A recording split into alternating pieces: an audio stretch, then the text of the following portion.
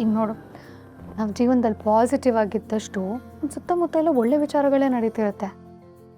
ಅದೇ ಇವಾಗ ನೋಡು ಕೆಟ್ಟದಾಗಿ ಹೋಗ್ಬಿಡುತ್ತೆ. ಅಯ್ಯೋ ಏನೋ ದೊಡ್ಡ ತೊಂದರೆ ಕಾದಿದೆ ಅಂತೆಲ್ಲ ಅಂದ್ಕೊಂಡ್ರೆ ಅದು ಕೆಟ್ಟದೇ ಆಗುತ್ತೋ. ಇದಕ್ಕೆ ಲಾ ಆಫ್ ಅಟ್ರಾಕ್ಷನ್ ಅಂತ ಹೇಳ್ತಾರೆ. ಅಂದರೆ ಈಗ ನಾವೇನು ಅಂದ್ಕೊಳ್ತೀವೋ ಅದೇ ಆಗೋಗ್ಬಿಡುತ್ತೆ. ಅದಕ್ಕೆ ಅಂದ್ಕೊಳ್ತೀವಿ, ಒಳ್ಳೇದು ಯಾಕೆ ಅನ್ಕೋಬಾರ್ದು? ಮಾವ, ನಿನ್ನ ತಂಗಿರ್ಗೆ ನಮ್ಮ ಮನೆ ಹೆಣ್ಮಕ್ಳಿಗೆ ಏನೂ ಆಗಲ್ಲ, ಹಾಗಂತ ಸಮಸ್ಯೆನೇ ಬರಲ್ಲ ಅಂತ ನಾನು ಹೇಳ್ತಿಲ್ಲ. ಈ ಜಗತ್ತಲ್ಲಿ ಹುಟ್ಟೋ ಪ್ರತಿಯೊಬ್ಬ ವ್ಯಕ್ತಿಗೂ ಸಮಸ್ಯೆಗಳು ಬಂದೇ ಬರುತ್ತೆ.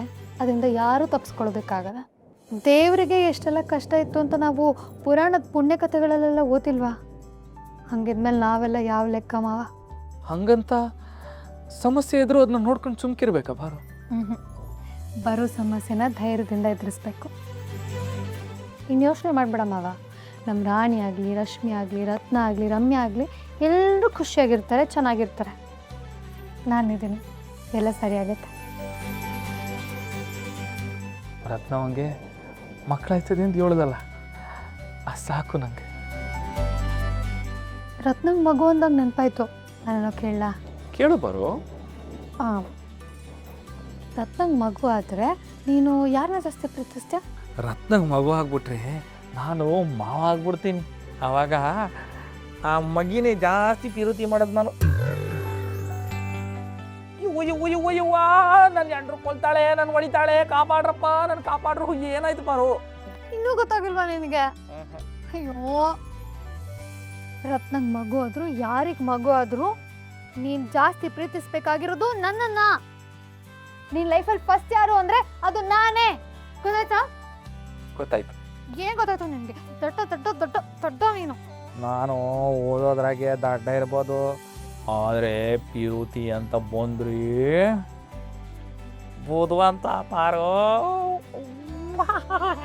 ಕೊಬ್ಬರಿ ಮಿಠಾಯಿ ಕಣೆ ಹಿಡ್ಕಳೆ. ಇದೊಂದು ಹೇಳಿ ಅಲ್ಲ ಕರಗಿಸ್ಬಿಡ್ತ. ಮುದ್ದು ಬಂಗಾರ. ಬಾಯಿಲಿ.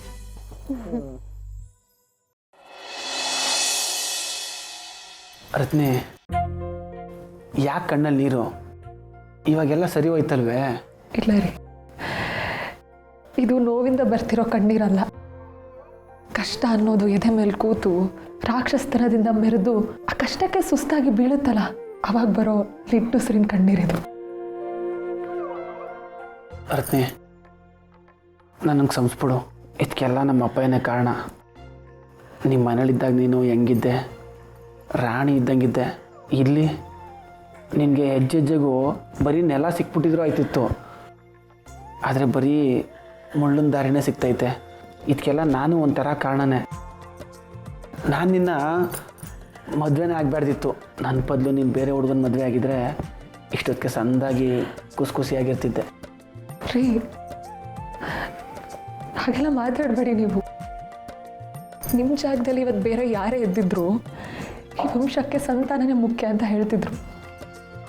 ವಂಶ ಮುಂದುವರಿಸ್ಬೇಕು ಅಂತ ಬಂದಿರೋ ಸೊಸೆಗೆ ಮಕ್ಕಳೇ ಆಗಲ್ಲ, ವಂಶ ನಿರ್ವಂಶ ಆಗುತ್ತೆ ಅಂತ ಲೆಕ್ಕ ಹಾಕಿ ನನ್ನ ಮನೆಗೆ ಕಳಿಸಿ ನಿಮಗೆ ಬೇರೆ ಮದುವೆನೇ ಮಾಡಿಸಿರೋರು. ಆದರೆ ನೀವು ಹಾಗೆ ಮಾಡಿಲ್ಲ. ಮಗುಗಿಂತ ಹೆಂಡತಿ ಮುಖ್ಯ ಅಂದ್ರಿ. ಇರೋ ಒಂದು ಮನಸ್ಸನ್ನ ಅದೆಷ್ಟು ಸಲ ಗೆಲ್ತೀರ ರೀ?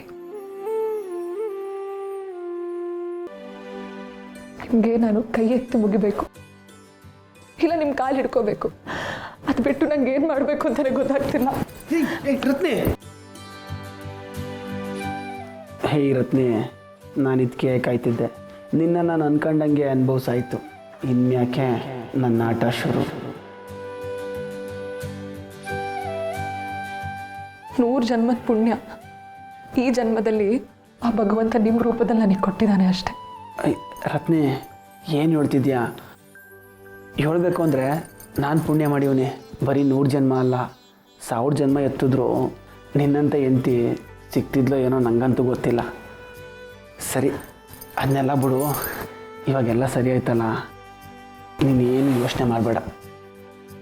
ಅದೇನಾನ ಆಗಲಿ ನಿನ್ನ ಜೊತೆಗೆ ನಾನು ಇವನೇ, ಆಯಿತಾ? ಆಯಿತು ರತ್ನೆ, ಆಯಿತು ಅಂತ ಹೇಳ್ತಿ, ಹೊಸಿ ನಗಬೇಡ್ದ? ನಗು ನಗು. ಹಬ್ಬ, ಕೊನೆಗೂ ನನ್ನ ಹೆಂಡತಿ ನಕ್ಬಿಟ್ಲು. ಇವಾಗ ಮನ್ಸಿಗೆ ಸಮಾಧಾನ. ಇದೇ ಖುಷಿನಾಗೆ ನಿಂತರನೇ ಇರೋಳನ್ನ ಕರ್ಕೊಬಂದೀವ್ನಿ. ನೋಡ್ತೀಯಾ? ಏನು ನಂತರ ಇರೋಳ? ನಿನ್ನ ಕಣ್ಣು ಮುಚ್ಕೋ, ನಾನು ಕರ್ಕೊಬರ್ತೀನಿ. ಮುಚ್ಚು.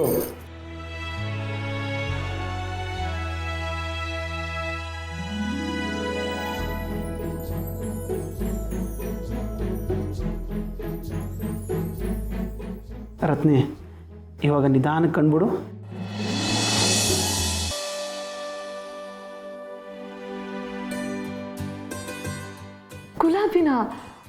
ಗುಲಾಬಿನೇ. ನೀನೇ ಅನ್ಕೊಂಡೆ? ಓ, ನಿಂತರೇ ಇರೋಳನ್ನ ಇನ್ನೊಬ್ಳು ಯಾರೋ ಹುಡುಗಿನ ಕರ್ಕೊಂಡ್ಬಂದ್ಬಿಡ್ತಾನೆ ಅನ್ಕಂಡ. ಅದು ನನ್ನ ಸತ್ರು ಸಾಧ್ಯ.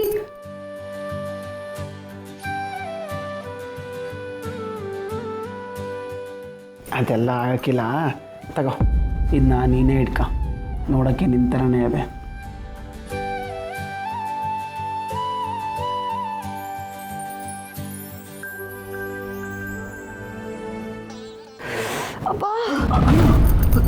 ಏನಿದೆ? ಮುಳ್ಳು ಚುಚ್ತು ರೀ.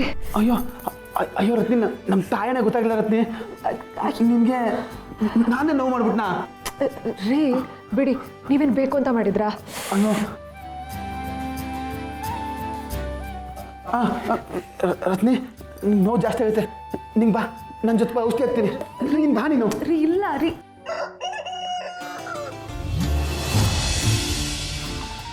ಮಕ್ಕಳವ, ನಾನಿಂತವ ಏನು ಕೇಳ್ಕೊಂಡಿಲ್ಲ.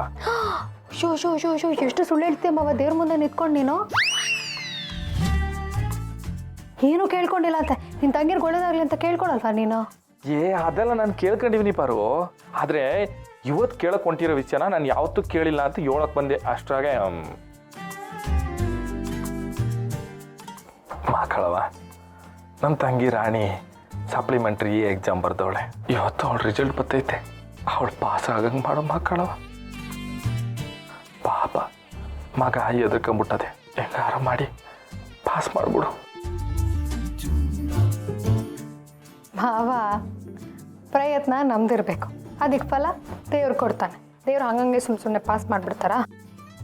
ನಾವು ಕಷ್ಟಪಟ್ಟು ಶ್ರಮ ಹಾಕಿ ಪ್ರಯತ್ನ ಪಡ್ತಿರೋ ದೇವ್ರಿಗೆ ಗೊತ್ತಾದರೆ ದೇವರೇ ಪಾಸ್ ಮಾಡಿಸ್ತಾರೆ. ನನ್ನ ಮಗಳು ಸಂದಾಗಿ ಓದವಳೆ, ಅವಳು ಪಾಸ್ ಆಗೇ ಆಯ್ತಾಳೆ. ನಿಮ್ಮ ಸುಮ್ಕಿರವ ನೀವು? ನೀವೇನು ಮಾತಾಡ್ತಿದ್ದೀರಿ? ಅವಳು ಅದನ್ನೇ ಹೇಳಿದ್ದು, ನಮ್ಮ ರಾಣಿ ಪಾಸ್ ಆಗೇ ಆಗ್ತಾಳೆ. ಪಾರು, ರಿಸಲ್ಟ್ ಬರೋ ಹೊತ್ತಾಯ್ತು. ಉಸಿ ಬಂತ ನೋಡು. ರಿಸಲ್ಟ್ ಪೇಜ್ ಇನ್ನೂ ಲೋಡ್ ಆಗ್ತಿಲ್ಲ ಮಾವ. ಆಗಿದ ತಕ್ಷಣ ರಾಣಿ ರಿಜಿಸ್ಟರ್ ನಂಬರ್ ಹಾಕ್ಬಿಟ್ಟು ನೋಡ್ತೀನಿ.